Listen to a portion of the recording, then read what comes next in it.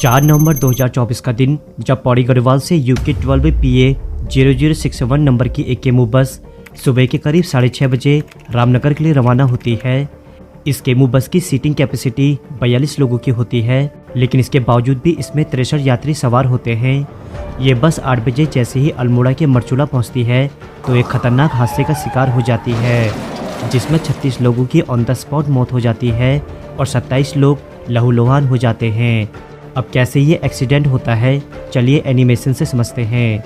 दोस्तों, ये बस एक केमू बस थी जिसकी सीटिंग कैपेसिटी सिर्फ 42 लोगों की थी, लेकिन दिवाली में घर आए हुए लोगों को अपनी जॉब में वापस जाने की जल्दीबाजी थी, तो ये लोग बिना सोचे समझे लगातार बस में चढ़ते जाते हैं। अब इस बस में टोटल 63 लोग सवार हो जाते हैं, जिसमें एक कंडक्टर और एक बस ड्राइवर होता है। मीन से 65 लोग इसमें टोटल होते हैं।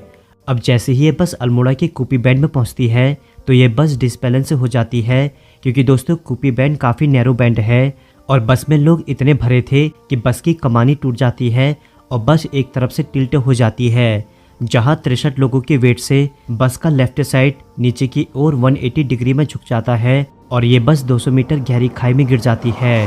इन लोगों का सबसे बैड लक ये होता है कि ये बस नीचे बड़ी चट्टान में जाकर टकराती है और बस के परछक्के उड़ जाते हैं। कुछ लोग चट्टान से टकराने से पहले खिड़कियों से छटक जाते हैं और बच जाते हैं, लेकिन कुछ लोग बस के अंदर ही चट्टान से टकराकर ऑन द स्पॉट मर जाते हैं।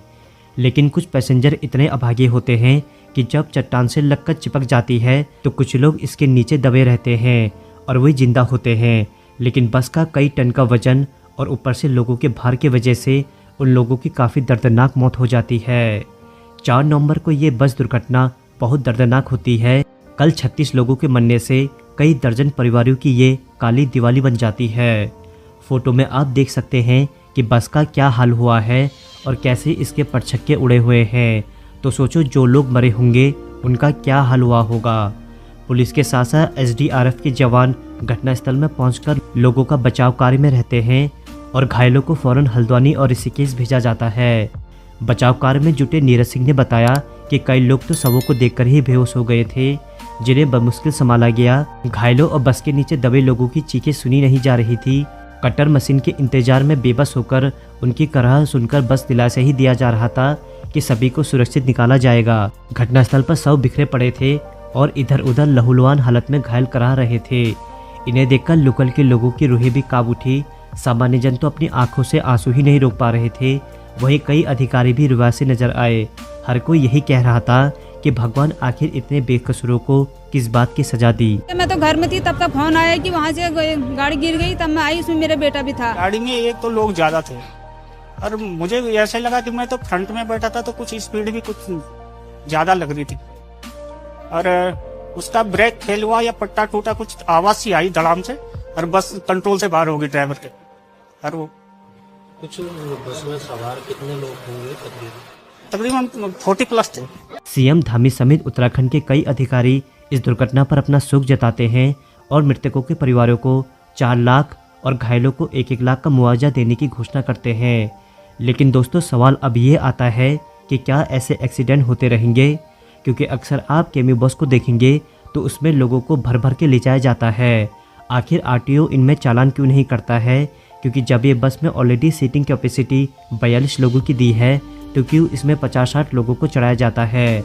ऐसे में एक्सीडेंट होना स्वाभाविक है, क्योंकि उत्तराखंड एक पहाड़ी राज्य है और पहाड़ों में हर 2-2 मिनट के अंदर बैंड आते रहते हैं। तो ऐसे में लोगों के भीड़ और उनके कई किलो के सामान से एक्सीडेंट नहीं होगा तो क्या होगा, आप ही बताओ।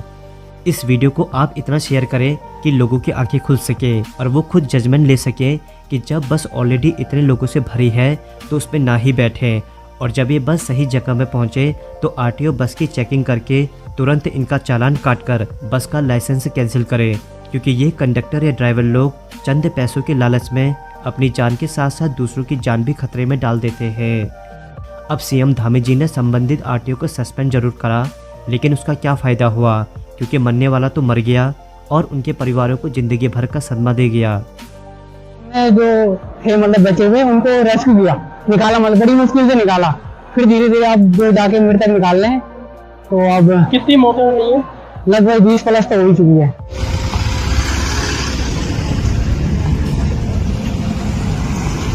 इसलिए अंत में मैं सिर्फ यही कहना चाहूँगा कि बस या टैक्सी ओवरलोडिंग को आरटीओ ने बैन कर देना चाहिए और जो सीटिंग मानक है उसी बेस पर लोगों को बैठाना चाहिए।